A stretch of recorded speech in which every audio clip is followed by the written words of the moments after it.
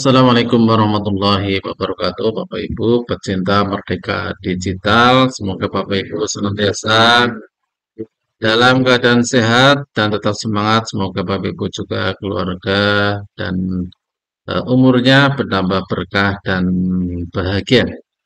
Bapak Ibu ada informasi terupdate terkait dengan rencana pemerintah untuk menaikkan gaji ASN di tahun 2024. Nah, seperti apa informasinya? Kita ikuti bersama-sama.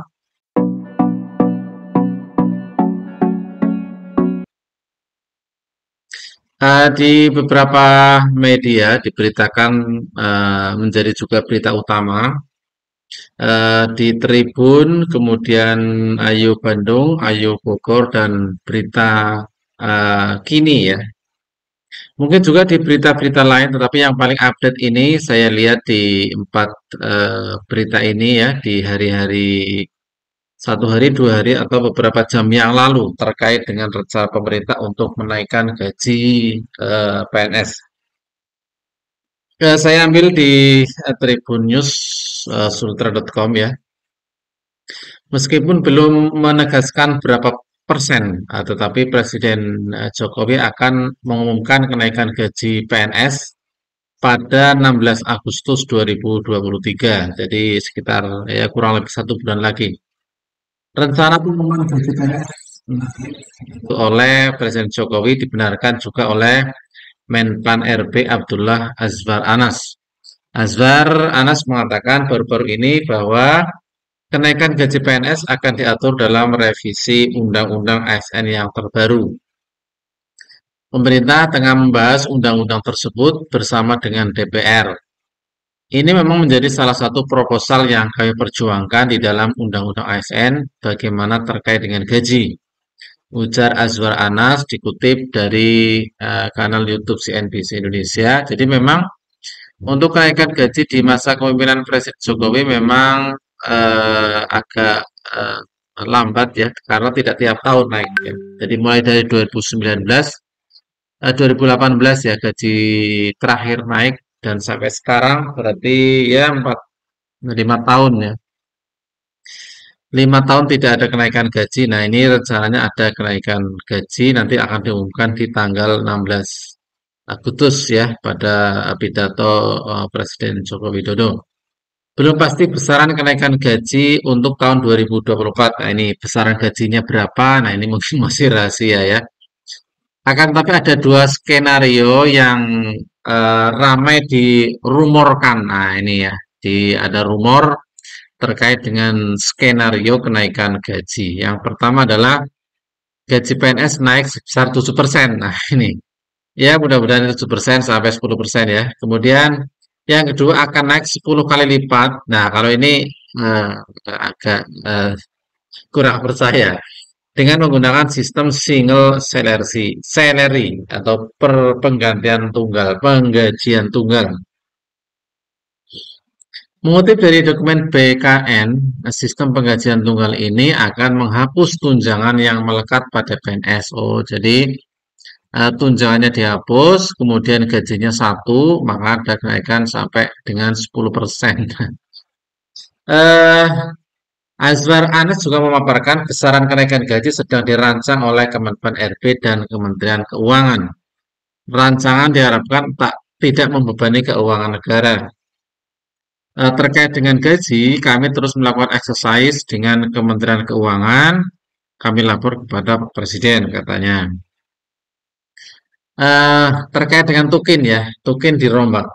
Selain gaji naik, Menpan RB juga memastikan bahwa tunjangan kinerja itu akan dirombak. Oh, ini untuk Tukin ya, untuk guru mungkin untuk guru SD ya, ini belum ada SD SMP di beberapa daerah ya, mungkin di daerah lain juga ya.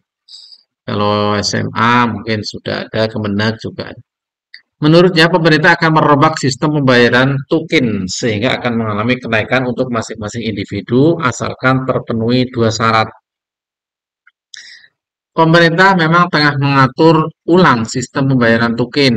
Anas mengatakan sistem pembayaran Tukin akan dirombak dengan cara menilai terpenuhi dua variabel. Katanya akan ada penambahan satu variabel dari yang sebelumnya.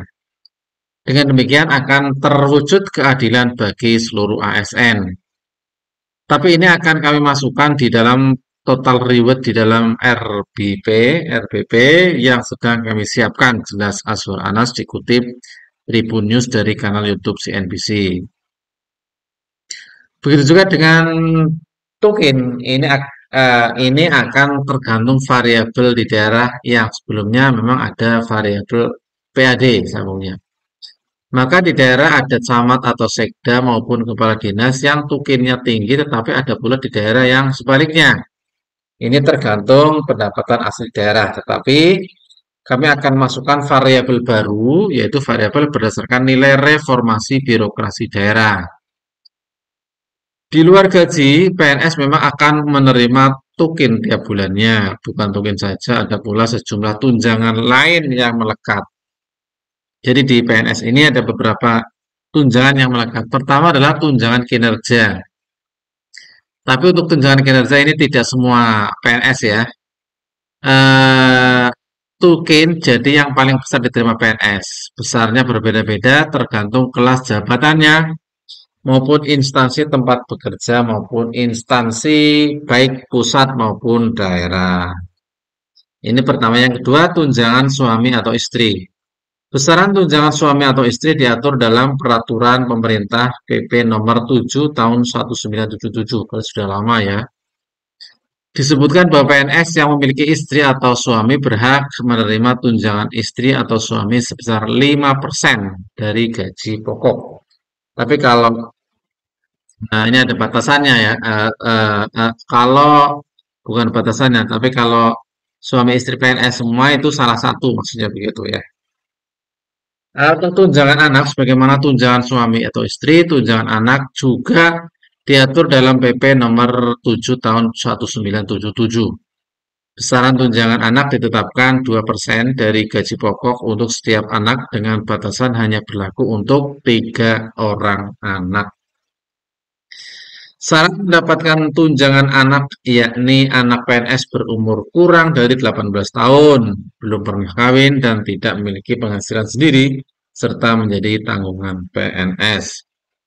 Kemudian yang kedua adalah tunjangan makan ya.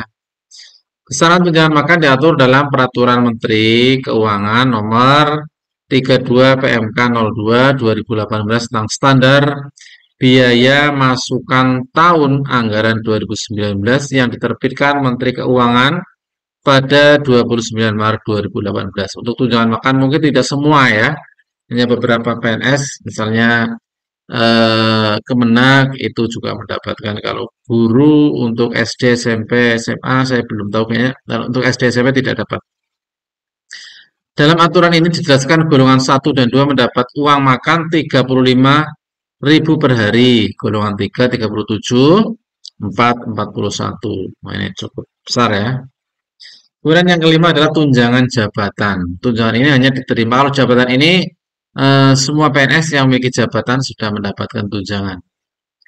Tunjangan ini hanya diterima untuk PNS yang menduduki posisi tertentu dalam jenjang jabatan struktural karir PNS. Artinya tunjangan ini hanya diberikan bagi PNS di jenjang eselon. Pemberian tunjangan jabatan diatur dalam Peraturan Presiden Nomor 26 2007 tentang tunjangan jabatan struktural. Besaran terendah 360.000 eselon 4 A, lalu 490 untuk 4B, 544 AA, 1,260.000 untuk 3A dan tertinggi adalah eselon 1A 5.500.000. Kemudian yang terakhir adalah tunjangan umum. Tunjangan umum adalah yang diberikan kepada CPNS dan PNS yang tidak menerima tunjangan jabatan struktural, tunjangan fungsional atau tunjangan yang dipersamakan dengan tunjangan jabatan.